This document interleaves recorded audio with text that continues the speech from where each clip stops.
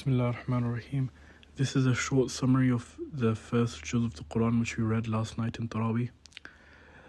The first juz begins with Surah Al-Baqarah at the beginning and continues until verse 141.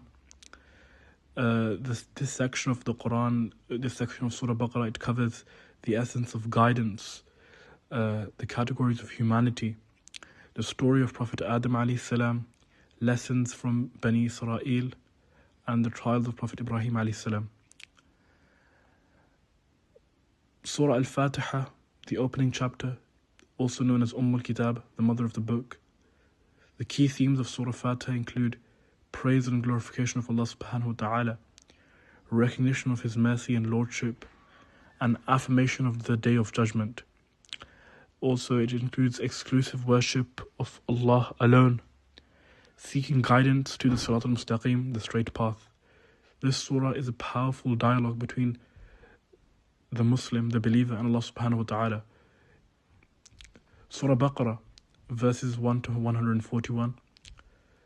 So the Quran, it categorizes humanity in three types. The Quran states that it is complete guidance, but only for those who have taqwa. The three groups are the mu'minun, the believers. For them, iman, faith, is the foundation of piety. The second category is kuffar. Those are the disbelievers, those who openly reject the truth. And the third category is the munafiqun, the hypocrites, those who outwardly appear Muslim but hide disbelief due to fear, greed, or worldly motives. These traits are described in detail, the traits of the munafiqun, because hypocrisy is incredibly dangerous spiritually. The second part of Surah Baqarah, or the second part of the first juz, is the story of Prophet Adam alayhi salam. It includes his creation and the command of Allah subhanahu wa ta'ala to the angels to prostrate towards him, and then the refusal of Iblis to do sajda towards Adam alayhi salam because of his arrogance. It also includes the life of Sayyidina Adam alayhi salam and his wife in paradise and their descent to earth.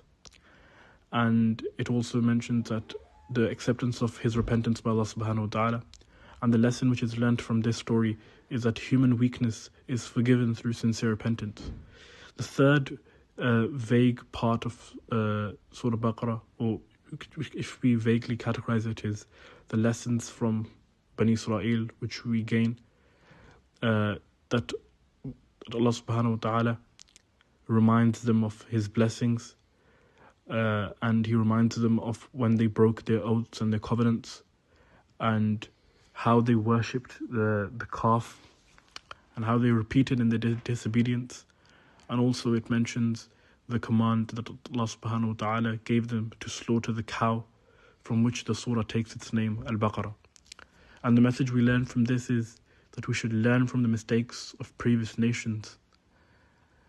And finally, we learn about the trials of Prophet Ibrahim alayhi salam.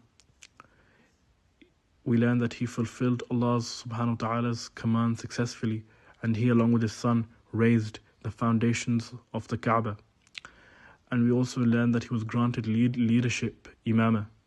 And we learn that he made dua for his descendants and for the people of Mecca, and that he established pure tawheed, and that he rejected all forms of shirk. We learn that Ibrahim alayhi salam is the model of complete submission to Allah subhanahu wa ta'ala, Al-Hanif, the monotheist. The overall message of the first juz is that true guidance lies only in the Quran, in Allah subhanahu wa ta'ala's book, and that faith, obedience, and patience lead to success, and that we should avoid disbelief, hypocrisy, and shirk. We should protect and honor the mosques of Allah subhanahu wa ta'ala, and we should learn from history and remain steadfast in tawheed. May Allah subhanahu wa ta'ala make us among those who understand, reflect, and act upon His book. Ameen.